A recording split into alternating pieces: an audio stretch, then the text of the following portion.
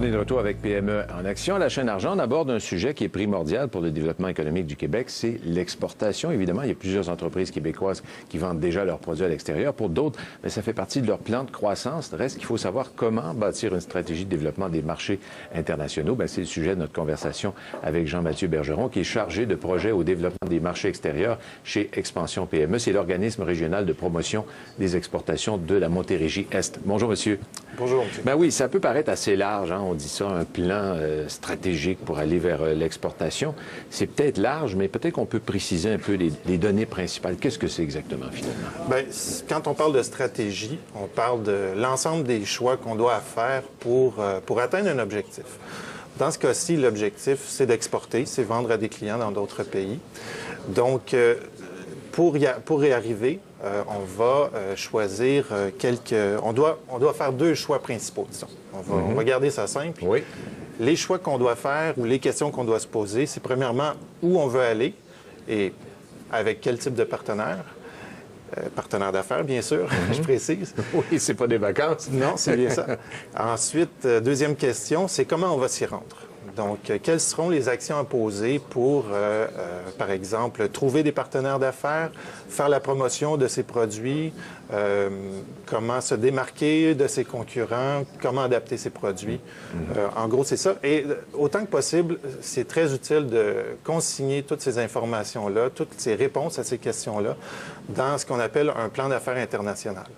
D'autres vont appeler ça un plan de commercialisation, mais c'est très important de rédiger un plan d'affaires international pour garder l'œil sur ses objectifs, sur les décisions qu'on a prises, sur toutes les informations qu'on est allé chercher dans notre recherche. Oui, parce qu'on peut prendre une direction, mais à un moment donné, on peut dire, finalement, ça ne sera pas ça. On avait fait des consultations, on avait regardé X ou tel partenaire potentiel, X ou tel marché. On a ça dans nos notes, on peut rapidement retourner à ça et ça peut être utile. Ça peut être utile aussi pour une deuxième phase de croissance ou de développement. Donc, toute la documentation doit être bien colligée parce que ça peut servir à un moment donné ou à un autre.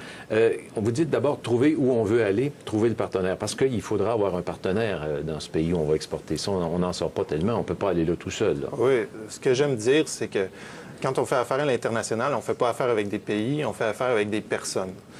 Donc, il faut trouver ces personnes-là qui sont susceptibles de nous aider, autant ici au Québec qu'à l'étranger, dans le pays qu'on va viser.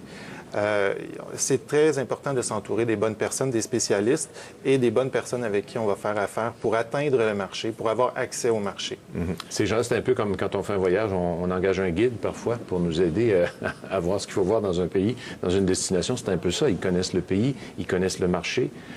Nous, c'est à nous de présenter notre produit, de leur faire connaître notre produit, mais ils sont essentiels finalement pour la suite des choses. Ils sont incontournables. C'est certain qu'on ne peut pas faire affaire tout seul, que ce soit un entrepreneur tout seul ou que ce soit sa seule entreprise. Il y a besoin de spécialistes, de professionnels pour s'entourer.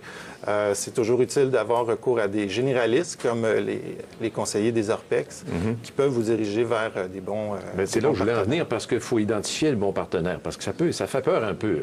Une entreprise dans un autre pays, on ne connaît pas bien le marché, on ne connaît pas bien cette entreprise-là, on ne connaît pas bien les pratiques. C'est là que des conseillers, justement, peuvent nous guider tout de suite avec l'expérience qu'ils ont de ces entreprises-là.